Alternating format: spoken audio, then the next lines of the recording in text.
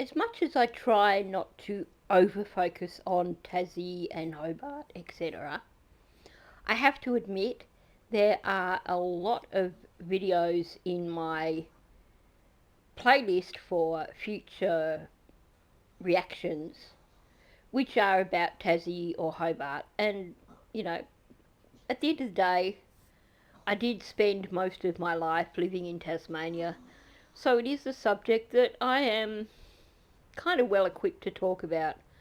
So it's an interest for me, obviously, and when I see videos that are either really bad or really good, then I just feel that I have to do a reaction. This one, I think, probably falls into the category of really good or fairly good. I haven't watched all of it, I just started watching it, thought, yeah, that's a good one, I think I'll make that my next one. So, this is a couple who are actually from Sydney, but originally I'm not sure of her original origins, but she's definitely got an accent there. So I don't know how long they've been living in Sydney, but Sydney siders who do a little bit of travel on the side. So they've actually got a few Tassie videos that they've done. This one popped up in my feed, so I thought I'd do this one. But if you like their content, then there's definitely a few videos there on their channel if you wanted to go and have a look. So this video is 24 hours in Hobart, and they're talking about things that they did basically in the Hobart area. I'm going to say Hobart area because they did go a little bit further out. Welcome to Tasmania, this little island south of Australia's coast. Yes, that island right there. It's probably one of the most beautiful places we've ever been to. Tassie, as the Aussies like to call it, is all about discovering the beautiful outback, the picturesque scene, and the wildlife in it. And for the next few weeks, we will be taking you along our East Coast journey around Tasmania. Okay, so before I start, for those of you who are probably listening out for it, yes, the Chihuahua is once again snoring. She's had a massive walk today, and she's had a thoroughly enjoyable day, and now she's ready to just settle in and nap while I work. So yes, you will hear her snoring in the background. You probably also hear the bigger dog making noises in the background as well. It's that time of night. Now, back to the video. I love that they've taken the time to really work on the narrative here. So he's really put a lot of thought into how he wanted to begin this video, and I like the cinematography already. I like that they've complimented Tasmania. I always like when people compliment Tasmania. I know that these days I consider myself to be more of a Victorian than a Tasmanian, and I have no intention of moving back to Tasmania, but it still holds a place in my heart. So when I hear people saying how beautiful it is, I think, yep, it is. It is a beautiful place. It definitely has its flaws, but it's still a beautiful place. First thing you want to do is rent a car when you arrive at the airport.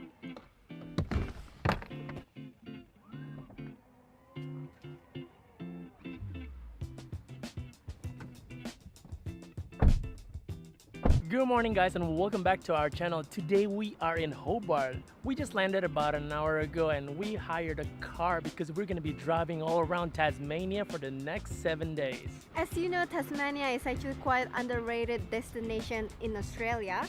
They call it mini New Zealand. They call it love child of Australia and New Zealand.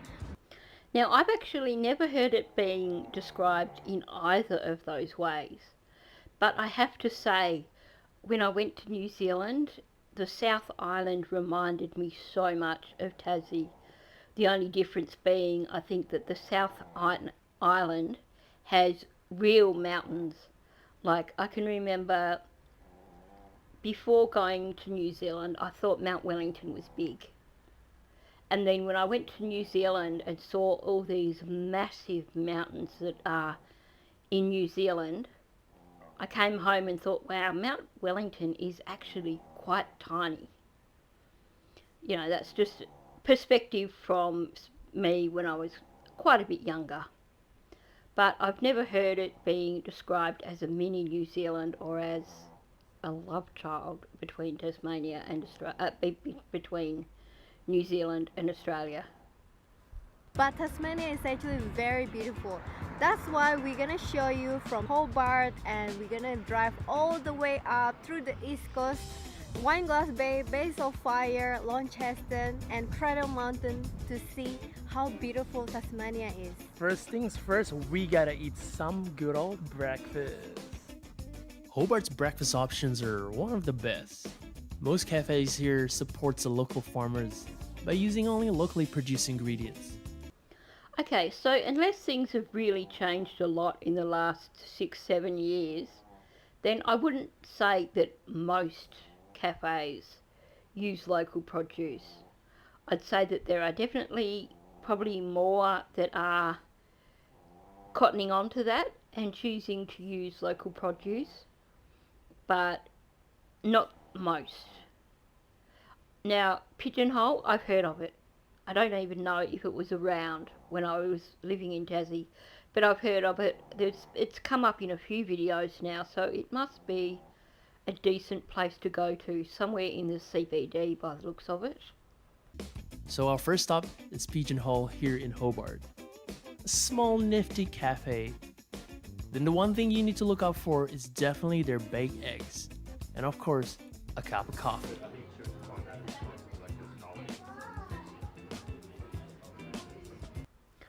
Okay, I'm just going to point out the menu on the wall behind her, in case people are headed to Hobart and thinking they might actually want to go to this restaurant. It looks like it is quite pricey. So if you want something fancy, yeah, maybe, if you're prepared to pay that much. Otherwise, I would still recommend heading to North Hobart, especially if, like they did, you have rented a vehicle, because that gives you far more options.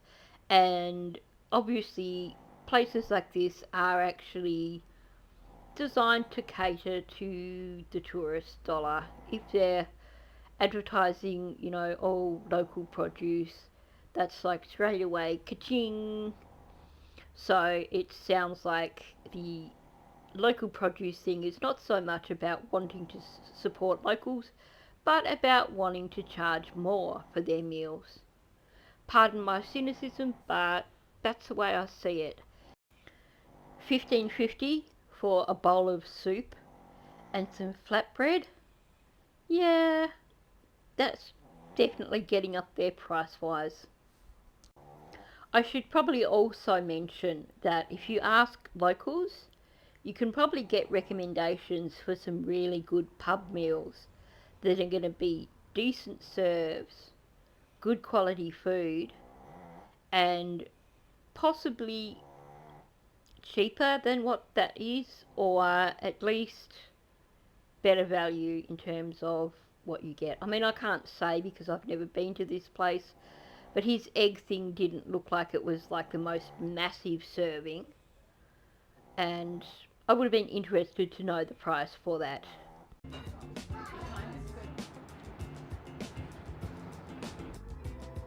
Ooh, fancy! I wish we have one back in Sydney. After a good breakfast at Pigeonhole, now we are off to the next stop, which is Salamanca Market. So we plan our trip very well because we're here on a Saturday, and every Saturday there's the biggest market in Hobart that's open. That is Salamanca Market. It's quite unique and it stretches all around the streets here. I think there's like a couple of 3 or 4 blocks, I think. As you can see, it's really busy, but this is a great place to support sort of the local farmer here, the local artists here around Tassie, Hobart. yeah, there's a lot of like local produce, for example, your fruits, your flowers, and also there are a lot of market stalls, food stalls, and also like souvenir from Tasmania. That's right. It only opens on Saturday, so if you have time on Saturday, you gotta come to Salamanca Market. As someone who couldn't even begin to tell you how many times I went to Salamanca Market, because it's just what you do in Tassie on a weekend. You go to Salamanca Market, grab some morning tea or some lunch, you're going to run into someone you know. You might buy something fancy, or you just go around and sample some of the yummy things that are there to be sampled. But it's definitely well worth it. I really liked seeing that drone view of Salamanca Market, because it just gives you an idea of just how very huge it is. Now, me and Helmi, we just found ourselves the scallop pie right in front of us. Alright, so we've got the scallop pie right here. Look at this. They've got some curry powder on top there. You can really smell it. So fragrant. This is what Tassie's famous for. Their seafood and of course the scallop here.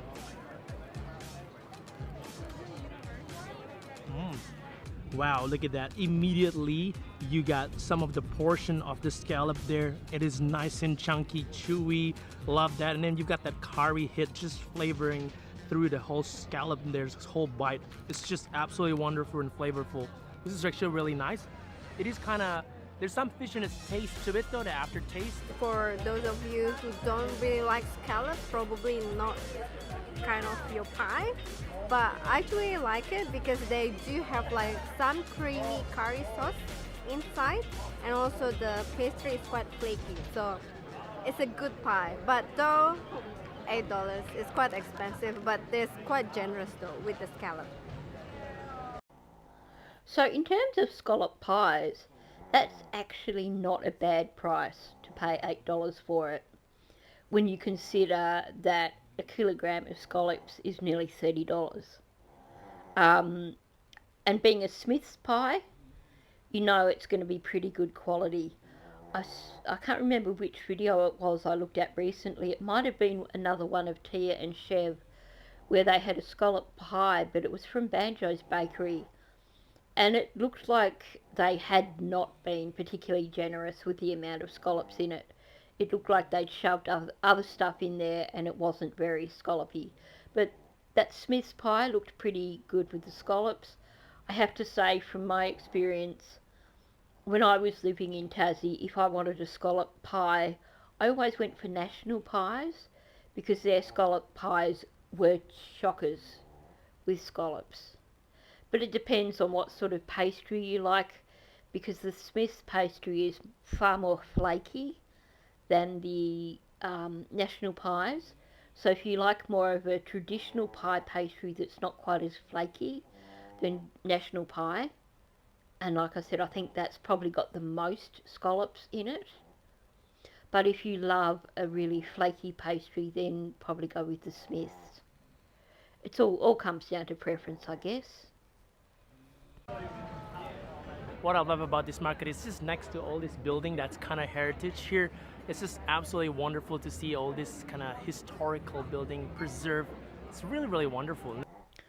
Now, seeing this made me realise, here's a little local tip.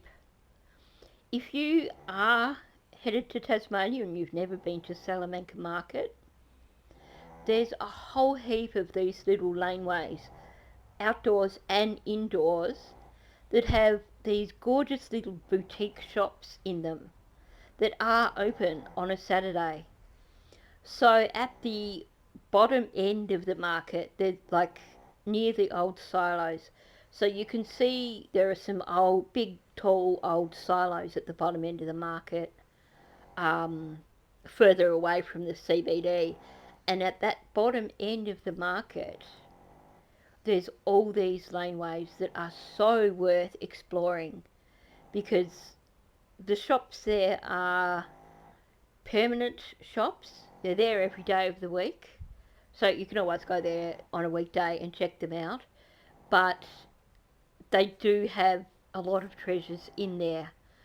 Being at Salamanca Place, they are a little bit more expensive than other places, but definitely well worth wandering through the laneways if you've got the time to do so. It also gives you a bit of a break from the crowds. So if, like me, you're a bit of an introvert and you like to escape the crowds, then you can slip out into these little laneways, slip into the little shops and have a look around them, and it is just getting away from the crowds a little bit. There is a second-hand bookshop that is one of the greatest second-hand bookshops in Hobart, if you ask me. It's just floor to ceiling with books. There is some sort of organisation to it, but the number of books that are squeezed into that bookshop is just amazing. You could find just about any book you wanted in there. So if you're a book lover and you love secondhand books, definitely you need to go exploring down those laneways and find that little shop. The market is just bustling, there's so many people, and it is pretty crowded though on a Saturday.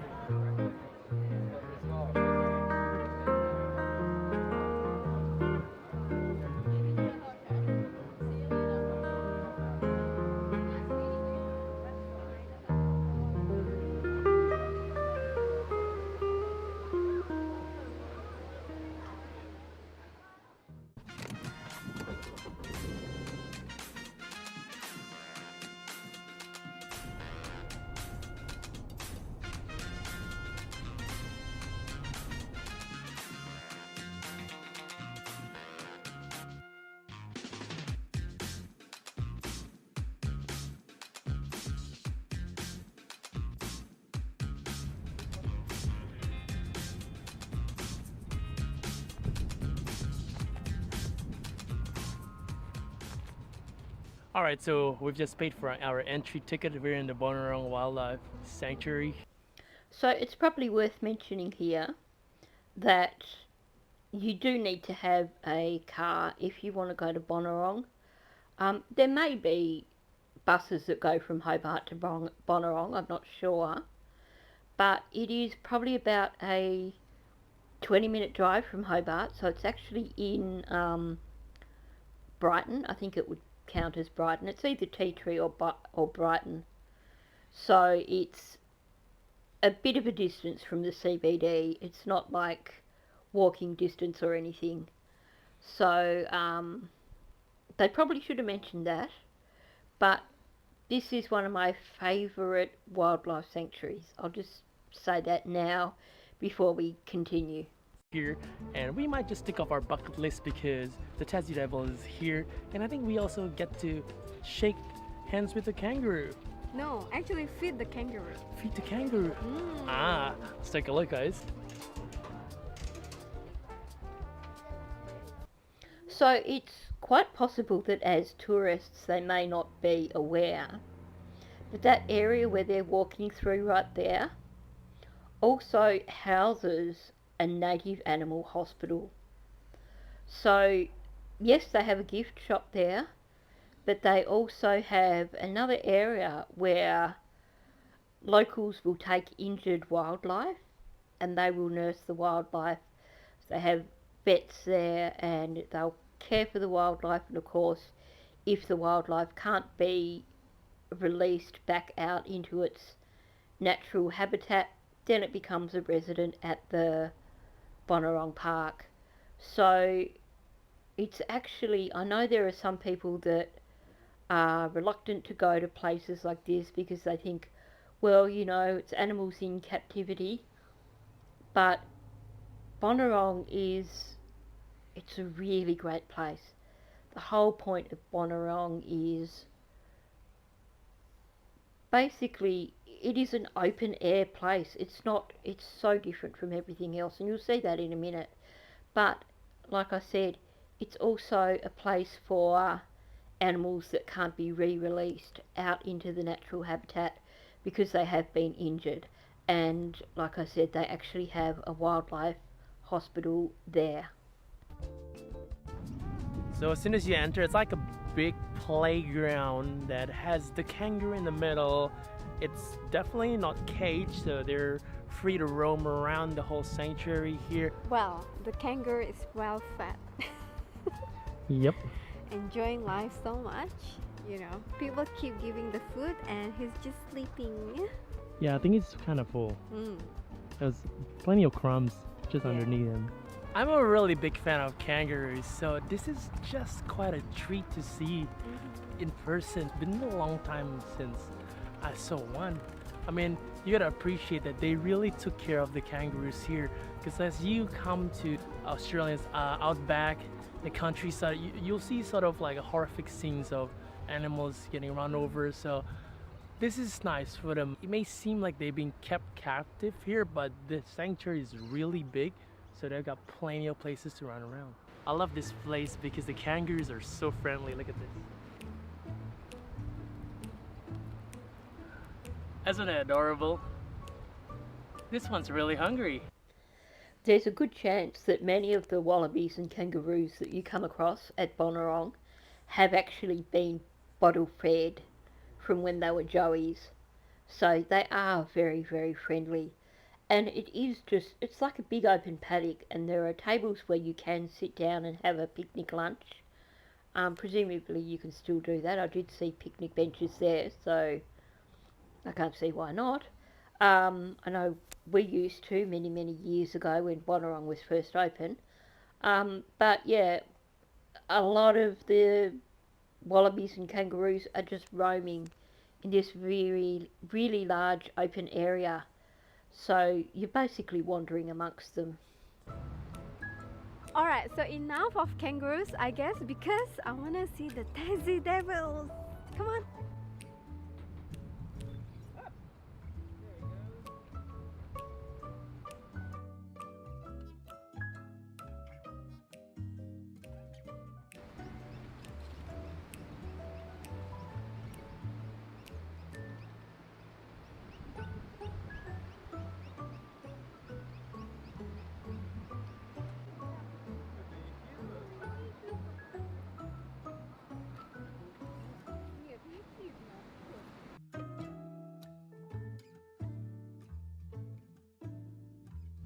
Yeah, she's a very relaxed girl.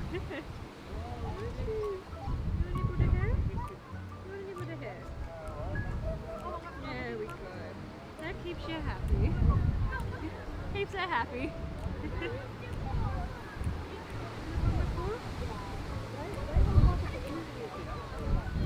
So, get a bit of a horrible haircut, but she likes it, so that's fine. I don't need hair, that's fine. Okay, I've just got to say that just is a little bit odd. Clearly, that wombat was raised from a baby because it's definitely used to being picked up and handled a lot.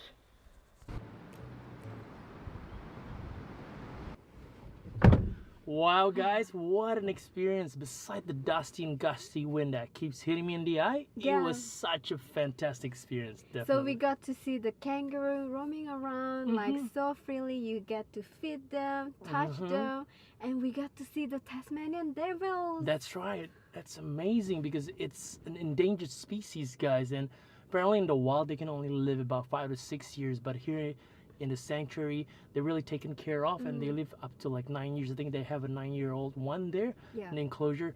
Absolutely amazing, and we thought they were never gonna come out, Yeah. but luckily they came out, and wow, it was just a beautiful animal. Yeah, and you got to see koala, echidna. My God, this place is actually very good. It's good for your education about wildlife. That's in right. Australia. Anything you want to ask, you just ask the staff. They're very knowledgeable and they're very friendly. Love the Tassie people here. Up next on the agenda is Mount Wellington, the highest peak here in Hobart. One tip though, bring a jacket.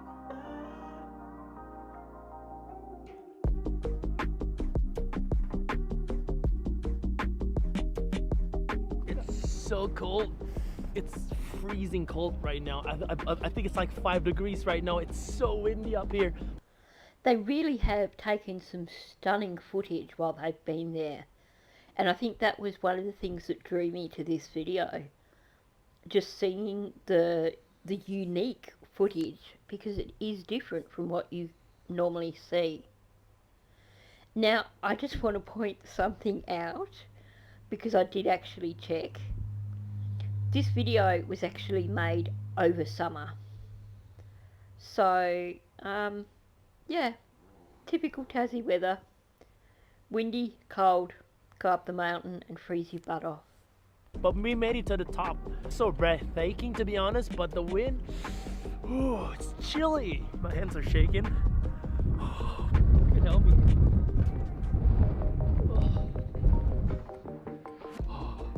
Now we are in this observatory shelter. That's what they call it, I guess, because it is a shelter from the coldness, the chilly coldness. It's crazy, but when you get up here, it's actually quite warm, but you can look down towards Hobart City. You can see the sea, the port, just absolutely amazing. It's ridiculous. This is a breathtaking view. One of the bucket list things that we wanted to do here in Hobart. And can you imagine, just down the bottom it's 25 degrees and up here is like 5 degrees. This is why they call it a little New Zealand, pretty much. So as you can see, Hobart is so beautiful. They have different kind of landscape, from the mountain, hills, bay, and also waterfront. So you guys have to come to Hobart. You can actually do weekend in Hobart, but for us, we're gonna do full Tasmania. So stay tuned. So they didn't really go to a lot of places in Hobart. And like I said, Bonnarong is kind of outside of Hobart. It's in Brighton or Tea Tree. But the places they went to, I think they really gave you the sense that you were there with them. So they did showcase them really well. I get a little bit frustrated with videos where you get a 15-minute video and they show you about 10 places in that video, and you don't really get a feel for the places that they've been to because it has gone so quickly. Whereas in this video, I think you do feel that sense of immersion. You know, you get a sense of Salamanca Market, you get to have a bit of a sense of what Bonnarong is like, and you get to see how damn freezing it is when you go up Mount Wellington in the middle of summer. So I quite enjoyed this video. I hope you did too. If you're new to my channel, please subscribe. Also, hit the like button. That helps me get my videos out into the algorithm. And also please leave a comment below. What did you think of this video? Have you been to Tassie? Have you been to Bonnarong? Do you think you would go there if you've not been there? Anyway, thanks for listening, and I'll catch you in the next one.